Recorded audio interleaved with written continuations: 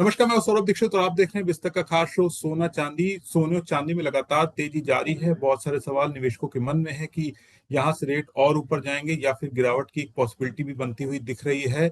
और बजट के बाद क्या कुछ होना है, क्या उसके बाद गिरावट आएगी, क्या ये बबल फटेगा? बहुत सारे सवाल हैं और आज इस पर बात करने के लिए हमारे साथ बहुत ही खास मेहमान मौजूद हैं। ऑगमाउंट की head of research doctor Renisha Chinani ji. Ma'am, बहुत बहुत स्वागत है आपका बिस्तर पर। Thank you, thanks for inviting me. मैं सोने चांदी में तुम लगातार तेजी देख रहे हैं और बहुत सारे सवाल ये भी आते हैं कि अभी पैसा लगाएं या रुकें, और क्योंकि जितना ही लोग रुक रहे हैं रेट तो उतना बढ़ते जा रहे हैं। तो क्या लग रहा है, रेट रुकेंगे, कुछ इसमें गिरावट की पॉसिबिलिटी दिख रही है, क्या करना चाहिए? जी बिल्कुल, हमने बहुत ही स्पेक्युलर रैली देखी है जी। गोल्ड एंड सिल्वर में 2025 में, 2026 में। सिल्वर ऑलरेडी यहाँ से अगर ईयर टू डेट हम गेन्स देखें तो 55% बढ़ चुका है। गोल्ड मोर देन 20% बढ़ चुका है। जी। मुझे लगता है अभी भी काफी जगह बाकी है, बिकॉज ये कोई साइक्लिकल ट्रेंड नहीं है जो एक साल में बढ़ के फिर नीचे आ जाएगा। This is a secular bull market जो गोल्ड एंड सिल्वर में चल रहा है। एंड कमोडिटीज में जो भी सेक्युलर बुल मार्केट होता है वो एटलीस्ट 8 से 10 साल का होता है। तो जो जी। ये सेक्युलर बुल मार्केट है ये 2020 से शुरू हुआ है।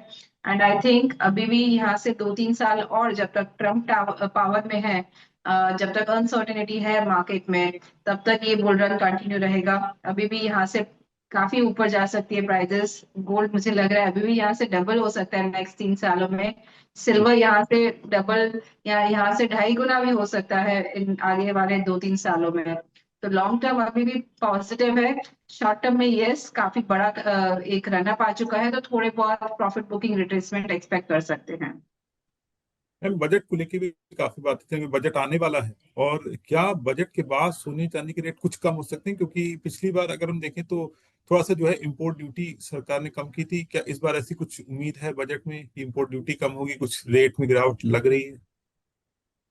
जी बिल्कुल, इस बार भी बजट से यही एक्सपेक्टेशन है कि जो प्राइसेस इतना बढ़ चुका है, तो इम्पोर्ट ड्यूटीज में थोड़ा रैशनलाइजेशन हो।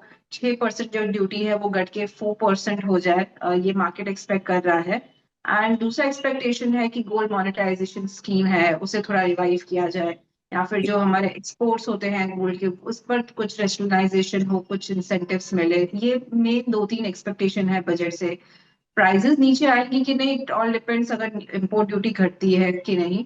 अगर इम्पोर्ट ड्यूटी घटती भी है 6 से 4%, तो 2% अगर इम्पोर्ट ड्यूटी घट जाती है तो प्राइजेस 2% गिर जाएगी, जो जी। आज के मार्केट में बहुत बड़ी बात नहीं है। आज हम रोज देख रहे हैं कि प्राइसेस 4-5% बढ़ रही है, तो उसमें 2% अगर गिर भी गई तो बहुत बड़ी गिरावट नहीं होगी वो। In fact it would be opportunity की जहाँ पे आप बाइंग कर सकते हैं। तो जो भी टिप्स मिलते हैं आपको कुछ भी रीजन की वजह से, it should be used as a buying opportunity. कितनी पॉसिबिलिटी लग रही है कि बजट में ये ऐलान हो सकता है इम्पोर्ट ड्यूटी कम करने का, या फिर ये थोड़ा सा मुश्किल लग रहा है अभी के वक्त में? इम्पोर्ट ड्यूटी यस कम हो सकती है, क्योंकि जो हम देख रहे हैं लगातार, जो गोल्ड हम इंपोर्ट कर रहे हैं वो कम नहीं हुआ है। भले ही प्राइसेस बढ़ चुकी है तो इन्वेस्टमेंट डिमांड अभी भी काफी स्ट्रांग है। सो 700 से 750 टन जितना अभी भी इंपोर्ट हुआ था गोल्ड लास्ट ईयर। जी। तो जो हमारा फिजिकल डेफिसिट है वो गोल्ड इंपोर्ट्स की वजह से काफी इम्पैक्ट हो रहा है। तो यस, गवर्नमेंट शायद ही कदम उठा सकती है। एक्सपेक्टेड है कि ड्यूटीज कम हो इस बार। मैम, आपने एक बात है कि गोल्ड जो है डबल भी हो सकता है आने वाले 3 साल में, रेट काफी ज्यादा जा सकते हैं। चांदी में भी तेजी दिख रही है। कुछ गिरावट का भी कुछ मौका बनता दिख रहा है। अगर आती है गिरावट यहाँ से तो कितनी गिरावट आ सकती है, कितने उम्मीद लग रही है, कितना नीचे प्राइस जा सकते हैं? मुझे लग रहा है कि ये गिरावट शॉर्ट टर्म में आएगी। जी। 10 से 15% की भी गिरावट आ सकती है। तो जो मेन इंपॉर्टेंट सपोर्ट लेवल है वो है $4,500। वहां पे मुझे लगता है प्राइसेस उसके नीचे फिलहाल नहीं जाएगी, अगर ये जी। रिट्रेसमेंट और प्रॉफिट बुकिंग भी आता है तो शॉर्ट टर्म में। तो वी शुड बी रेडी कि अगर आप बाइंग कर रहे हैं तो थोड़ा स्टैगर्ड वे में करें, क्योंकि करंट प्राइसेस पे आप पूरा पैसा डालेंगे तो फिर नीचे में आपको लॉसेस भी हो सकते हैं। तो स्टैगर्ड वे में करें, 20-25% अभी डालें, थोड़ा नीचे आए फिर डालें।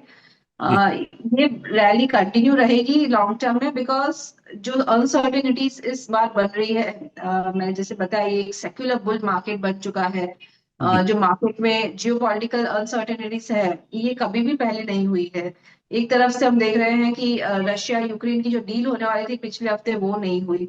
जी यूएस जो है वो सारी कंट्रीज के साथ कुछ ना कुछ टेंशंस में है, क्योंकि वो सब पे टैरिफ्स लगा रहे हैं। कनाडा पे जी उन्होंने कहा टैरिफ्स लगेंगे। चाइना के साथ ऑलरेडी उनका ट्रेड वॉर चल रहा था इतने सालों से। रशिया के साथ उनको प्रॉब्लम्स है। इंडिया पे वो बोल रहे हैं कि टैरिफ्स 500% लगाएंगे। बाकी सारी कंट्रीज आप देखिए, वेनेजुएला को उन्होंने एक्वायर कर लिया, अभी ग्रीनलैंड वो एक्वायर करना चाहते हैं।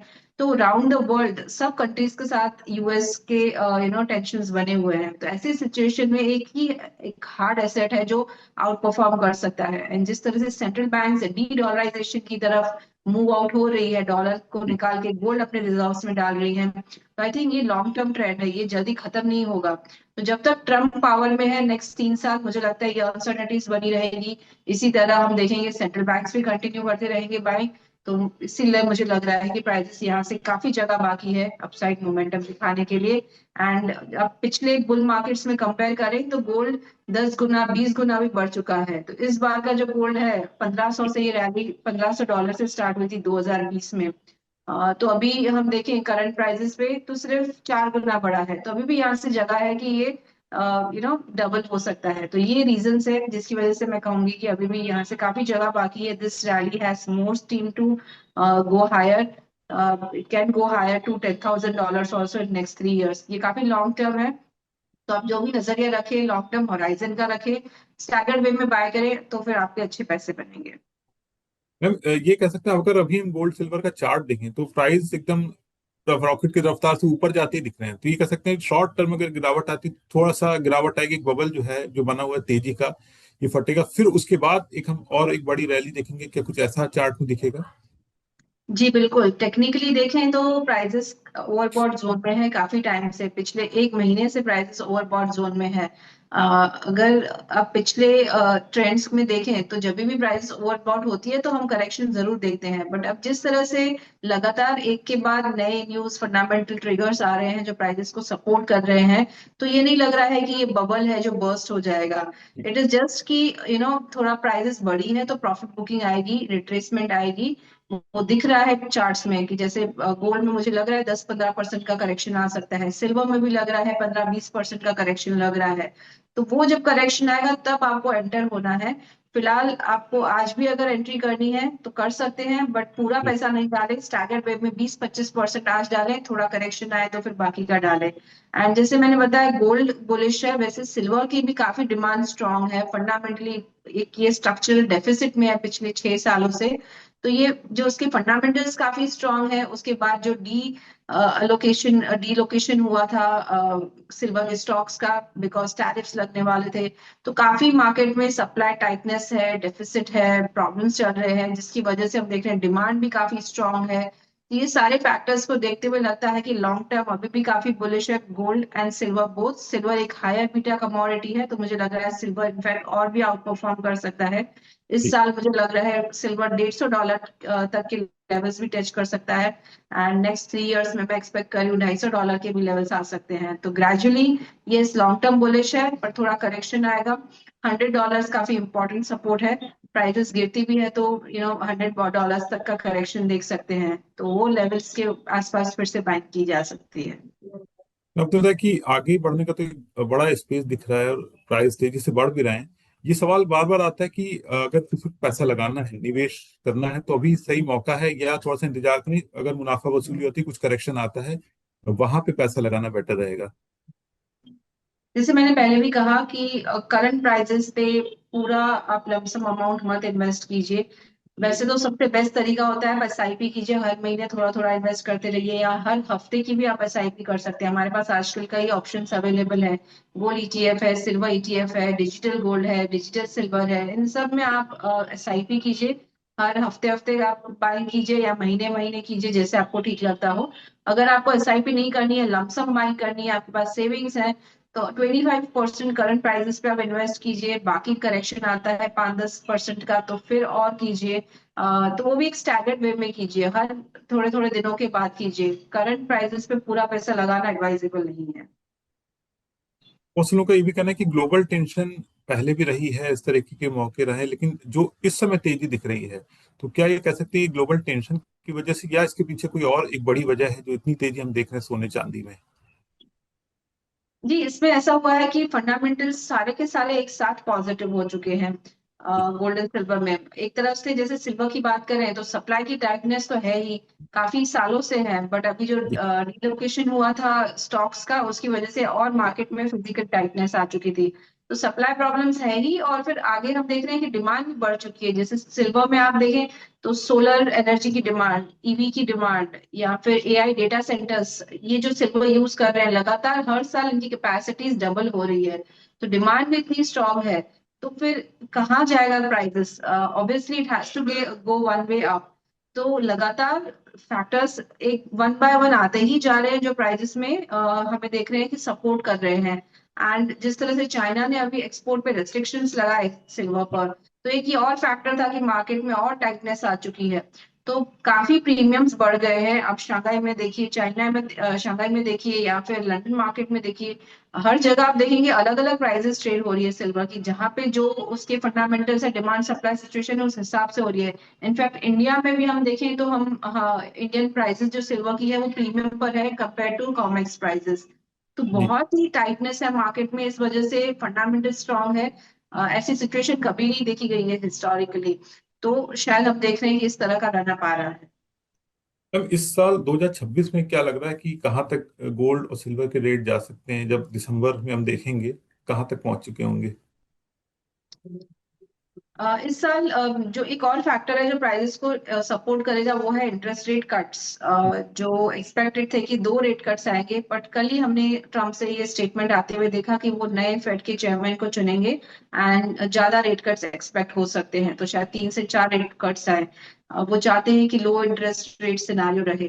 तो ऐसी जो उनकी अनाउंसमेंट्स आ रही है, और जिस तरह से वो काफी एग्रेसिव है, पुटिंग अमेरिका फर्स्ट एवरीवेयर, और ट्रेड वॉर, टैरिफ वॉर जिस तरह से कंटिन्यू पिछले एक साल से है, इस साल भी एक्सपेक्टेड है इसी तरह का मोमेंटम रहेगा। तो मुझे लग रहा है कि इस साल गोल्ड जो है $5,800 तक जा सकता है, जो लगभग 1,80,000 से 1,85,000 की लेवल रहेगी इंडियन प्राइसेस में।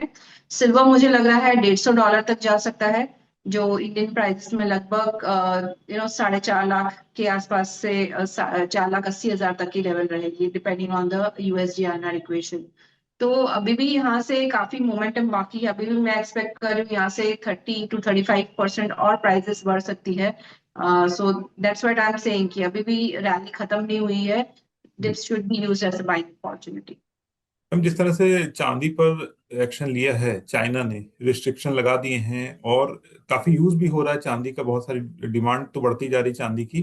क्या लग रहा है कि जो एक बात चल रही चांदी को लेके कि 5 लाख 6 लाख तक भी इसके रेट जा सकते हैं, क्या लग रहा है कि हाल फिलहाल में ये पॉसिबल है कि इतनी तेजी हम देख लें चांदी में, या ये टारगेट अभी दूर है? नहीं, बिल्कुल पॉसिबल है, क्योंकि जिस तरह से आप देखें कि सोलर की जो डिमांड है, सोलर एनर्जी में जो सिल्वर यूज होता है, तो एक सोलर पैनल में लगभग 20 ग्राम सिल्वर यूज होता है। तो आप देखिए कि हर साल सोलर एनर्जी की कैपेसिटीज जो है, इंस्टॉल्ड कैपेसिटीज है, वो डबल हो रही है। एआई डेटा सेंटर्स की कैपेसिटीज है वो डबल हो रही है। ईवी व्हीकल्स जो है वो ऑलमोस्ट, जो न्यू ईवी व्हीकल्स अभी इंट्रोड्यूस हो रहे हैं वो 1 किलो जितना सिल्वर एक व्हीकल में यूज करने वाले हैं। तो जिस तरह से ये हम देख रहे हैं कि डिमांड इतनी कंटिन्यूअसली बढ़ रही है, सप्लाई की इतनी टाइटनेस है, और सिल्वर माइंस में से डायरेक्टली सीधा नहीं आ सकता, it is a by product of zinc and aluminium and copper. तो न्यू माइंस डेवलप होने में भी 8-10 साल लगेंगे। तो इतना हमारे पास सप्लाई है नहीं, डिमांड कंटिन्यूअसली बढ़ती जा रही है। अनलेस कुछ रिप्लेसमेंट नहीं आ जाए, कुछ नया नहीं आ जाए, तब तक इसी तरह प्राइसेस बढ़ती रहेगी। So I think yes, 5 lakh rupees, 6 lakh rupees, these all are achievable targets. इस साल 5 लाख तो आराम से ही आ सकता है। It's not too far. And in fact मैं जैसे बोल रही हूँ कि प्राइजेस यहाँ से डबल हो सकती है, तो नेक्स्ट आप देखेंगे कुछ सालों में शायद प्राइजेस यहाँ से 8 लाख तक भी, 9 लाख तक भी जा सकती है नेक्स्ट 2-3 सालों में। तो you should be ready with all those targets. Yes, ये सब टारगेट्स अचीवेबल है। गोल्ड या सिल्वर में से क्या अच्छा लग रहा है, अगर पैसा लगाना है किसी निवेशक को, गोल्ड में लगाएं या सिल्वर में लगाएं? अगर अपना पोर्टफोलियो का आप अलोकेशन करते हैं तो जो पुराना अलोकेशन होता था इट वाज लाइक कि 60% इक्विटी 40% डेट।